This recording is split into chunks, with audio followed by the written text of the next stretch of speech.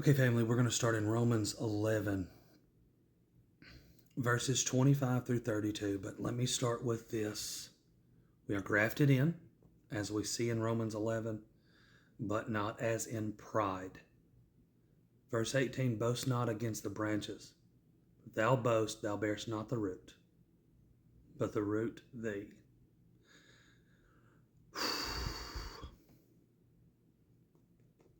For if God not spared the natural branches, take heed, lest he also spare not thee. Verse 21 of Romans 11. Okay, I've been sitting on this one for a while, and yeah, I'm just shuffled. I spent some time in prayer this morning, and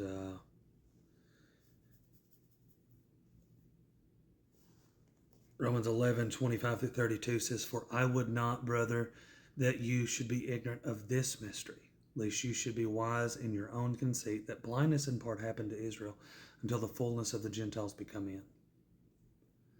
So all of Israel shall be saved, as it is written, there shall come out of Zion a deliverer, and shall turn away the ungodliness from Jacob. For this is my covenant unto them, when I shall take away their sins. As concerning the gospel, they are enemies for your sakes. But as touching the election, they are beloved for the Father's sake. For the gifts and callings of God are without repentance.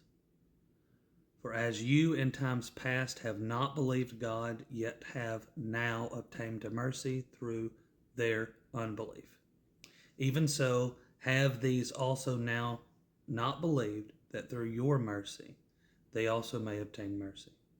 For God hath concluded them all in unbelief, that he might have mercy upon them all.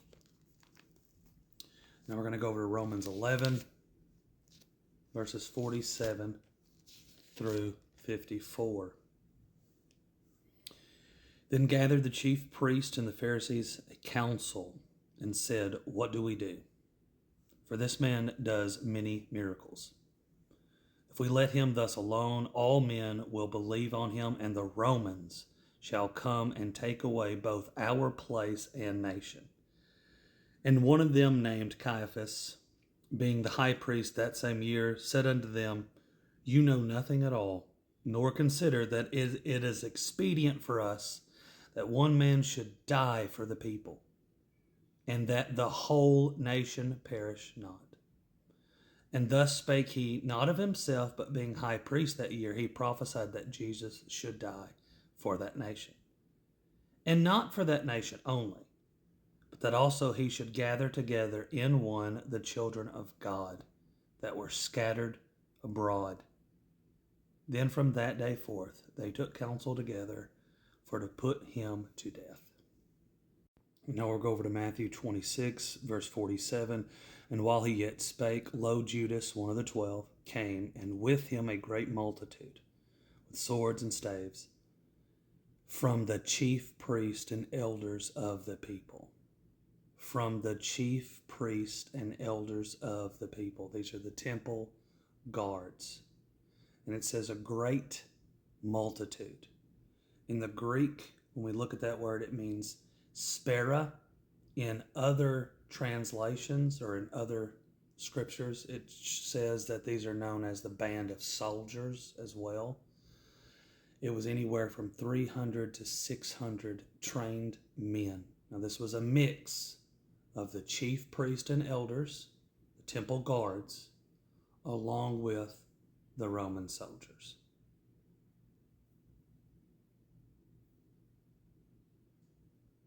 So at the Garden of Gethsemane, this wasn't just a small band of men that were gathered around him that night. It was a massive amount of people there, anywhere from 300 to 600 men.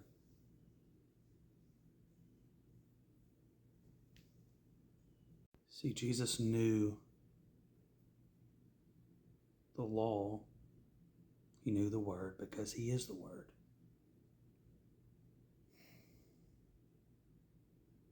according to the Old Testament, the Levitical priests were responsible for the sacrifices.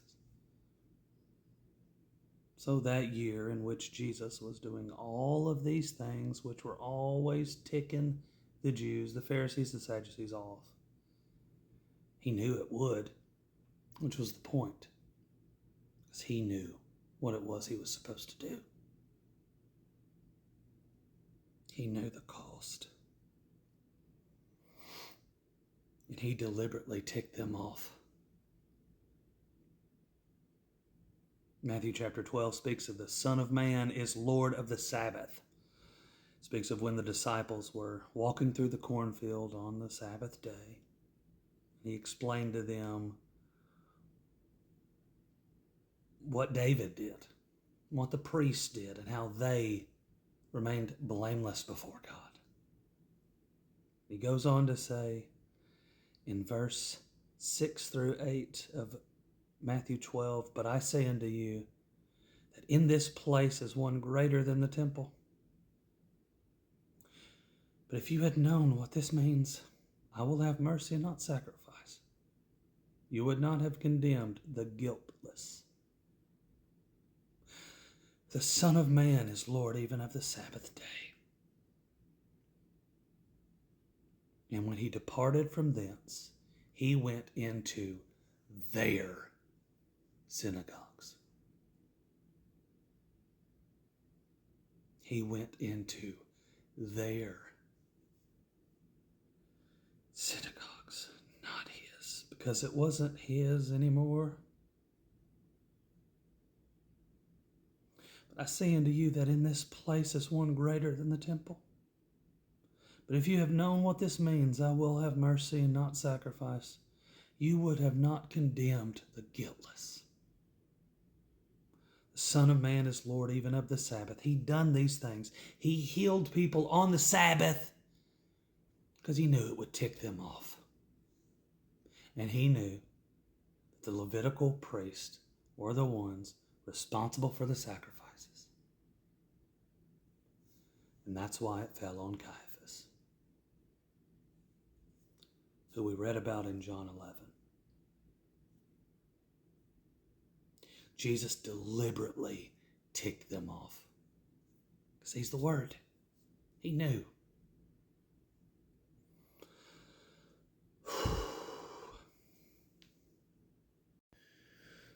So now we'll go over to Matthew 27, starting in verse 11. "Jesus stood before the governor, which was Pilate. And the governor asked him, saying, Art thou the king of the Jews? And Jesus said, Thou sayest. And when he was accused of the chief priests and the elders, he answered nothing. Then said Pilate unto him, Hearest thou not how many things they witness against thee? And he answered him to never a word, insomuch that the governor marveled greatly. Now at the feast the governor was wrought to release unto the people, a prisoner whom they would. And they had then a notable prisoner called Barabbas. And we'll go over to John's Gospel, John 18, starting in verse 33. Then Pilate entered into the judgment hall again, called to Jesus, and said unto him, Art thou the king of the Jews? And Jesus answered him, saying, Thou sayest this thing of yourself, or did others tell it to thee of me? Pilate answered, Am I a Jew? Thine own nation and the chief priest have delivered thee unto me. What hast thou done? Let me read this to you again. Thine own nation and the chief priest have delivered thee unto me. What hast thou done? Jesus answered, My kingdom is not of this world. If my kingdom were of this world, then would my servants fight, that I should not be delivered to the Jews. But now is my kingdom not from hence. Pilate therefore said unto him, Art thou a king then? And Jesus answered, Thou sayest that I am a king. To this end was I born, and for this cause came I into the world, that I should bear witness unto the truth. Every one that is of the truth hears my voice. Pilate says unto him, What is truth? And when he had said this, he went out again unto the Jews, and said unto them, I find in him no fault at all. But you have a custom that I should release unto you one at Passover. Will you therefore that I release unto you the King of the Jews? Then cried they all again, saying, Not this man, but Barabbas.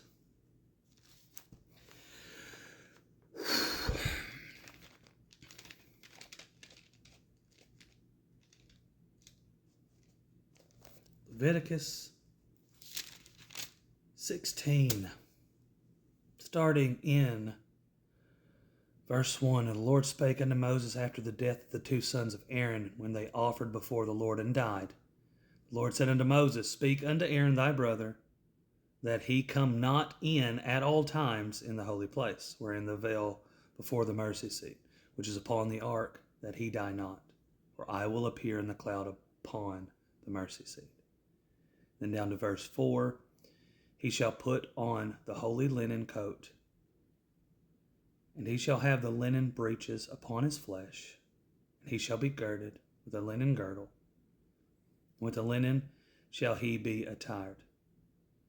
These are holy garments, therefore shall he wash his flesh in water, and so put them on.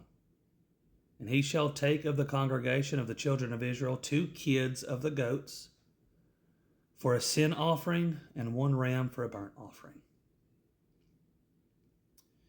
Verse 7, and he shall take the 2 goats and present them before the Lord at the door of the tabernacle of the congregation. And Aaron shall cast lots upon the 2 goats, 1 lot for the Lord, and the other lot for the scapegoat.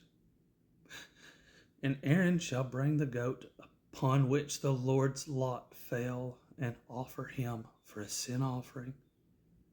But the goat on which the lot fell to be on the scapegoat shall be presented alive before the Lord, to make an atonement with him, to let him go for a scapegoat into the wilderness.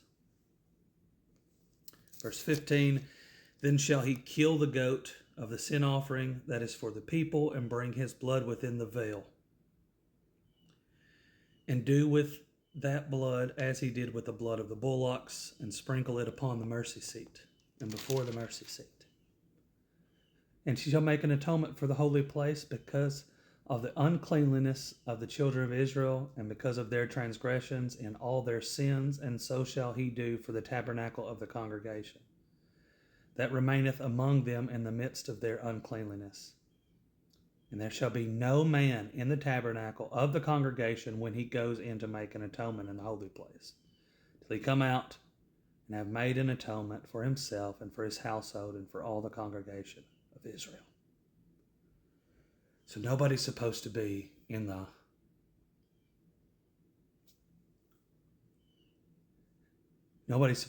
tabernacle of the congregation while this is taking place. So here in Mark chapter 15, verse 1, and straightway in the morning the chief priests held a consultation with the elders and scribes and the whole council, and bound Jesus and carried him away and delivered him to Pilate. So the whole council left.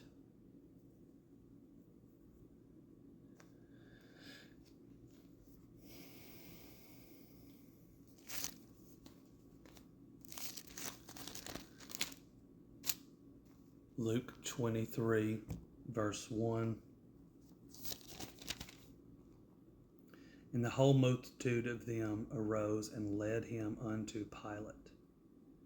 And they began to accuse him, saying, We found this fellow perverting the nation and forbidding to give tribute to Caesar, saying that he himself is Christ, a king.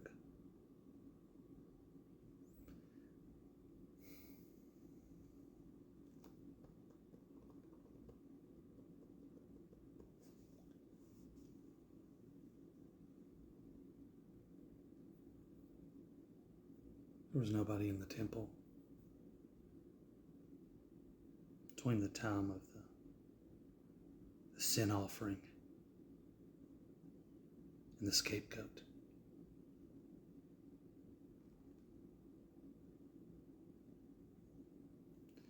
In Luke 23, verse 20 through 25, we see this. Pilate, therefore, willing to release Jesus, spake again to them. But they cried, saying, Crucify him, crucify him. And he said unto them a third time, What evil has this man done? I have no cause of death in him. I will therefore chastise him and let him go.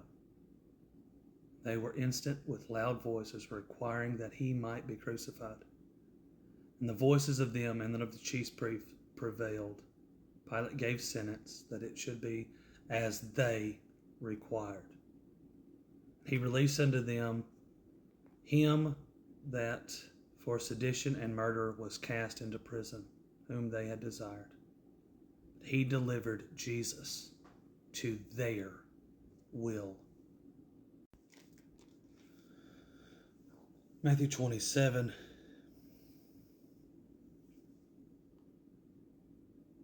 In verse 24, when Pilate saw that he could prevail nothing, but that rather tumult was made, he took the water, washed his hands before the multitude, saying, I'm innocent of the man, of the blood of this just person.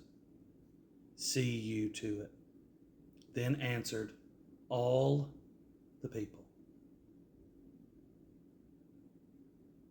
All the people, which would indicate that they were all there. Nobody was in the temple.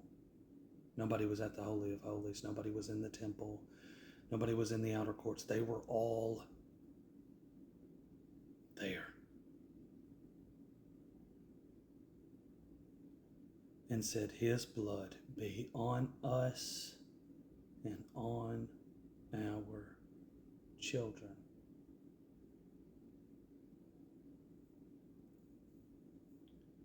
Then released he Barabbas unto them, and when he had scourged Jesus, he delivered him to be crucified.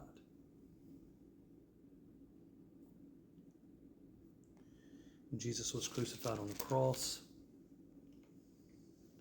we see in verse 39 through 43 how they mocked.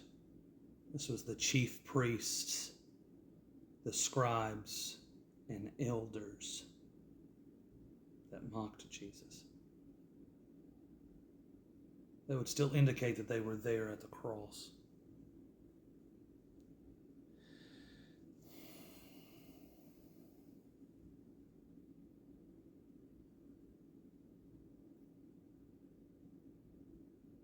I'm going to take it a step further. I think they were there watching over his tomb. I believe they knew who he was.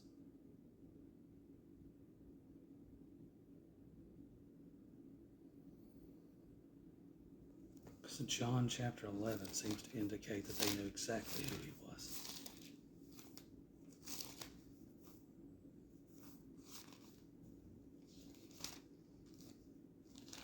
He prophesied this.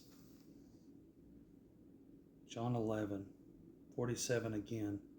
Then gathered the chief priests, the Pharisees, a council, and said, What do we do? For this man does many miracles. If we let him thus alone, all men will believe on him, and the Romans shall come and take away our place and nation. They want a worldly kingdom.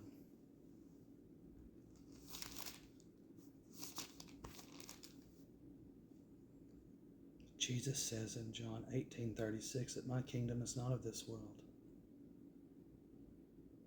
And if my kingdom were of this world, then my servants would fight, that I should not be delivered to the Jews. Now is my kingdom not from hence.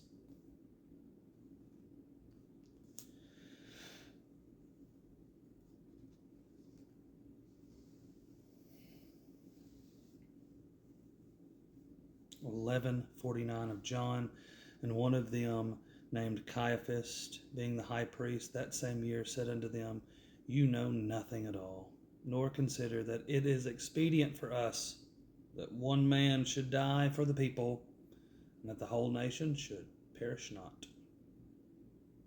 And this spake he not of himself, but being high priest that year, he prophesied that Jesus should die for that nation. And not for that nation only, but that also he should gather together in one the children of God that were scattered abroad.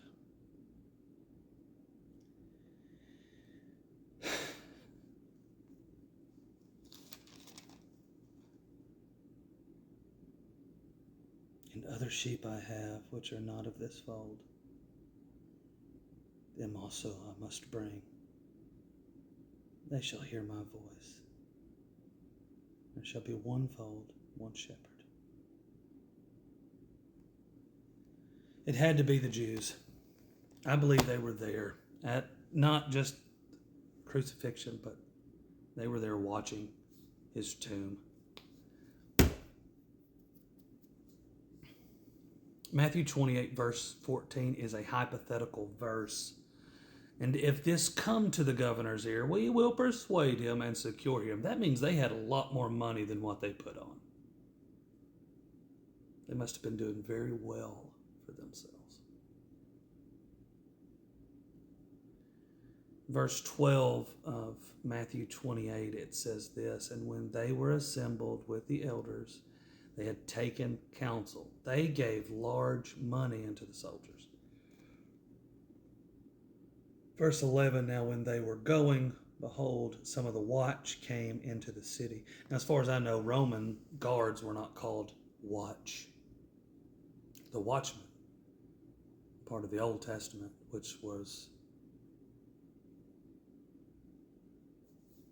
the Jews. They went and tattled. And then the Jews paid off some of the soldiers to keep their mouth hushed. Hush money.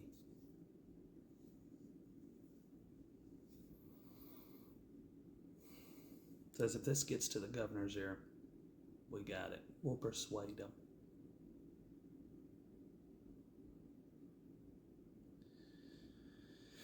I think America's protected Israel long enough. I think it's time for Babylon and Israel both to fall.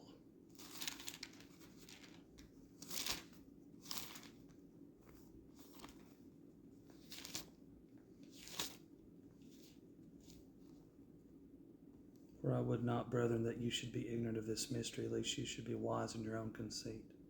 That blindness in part happened to Israel until the fullness of the Gentiles be come in. So all Israel shall be saved, as it is written, There shall come out of Zion a deliverer, shall turn away ungodliness from Jacob. For this is my covenant unto them, when I shall take away their sins. As concerning the gospel, they are enemies for your sake, not as touching the election. They are beloved for the Father's sake. How do you do it, Lord?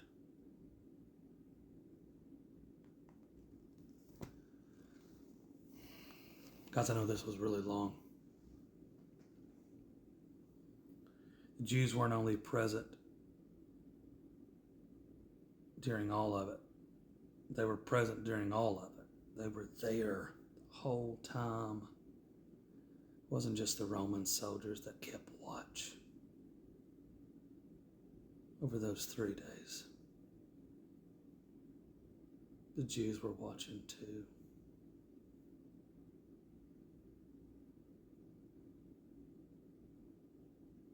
Matthew 28:11.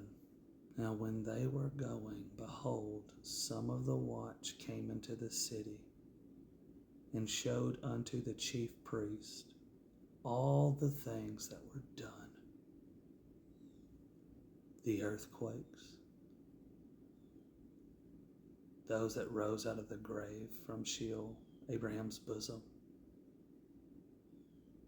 Bet that was a bright night or early morning.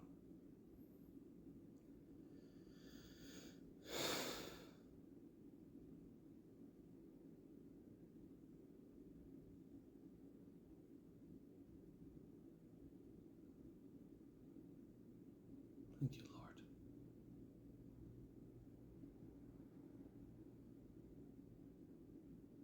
Mystery Babylon is still very much alive. It was moved to America. I'm sure the Jews funded it.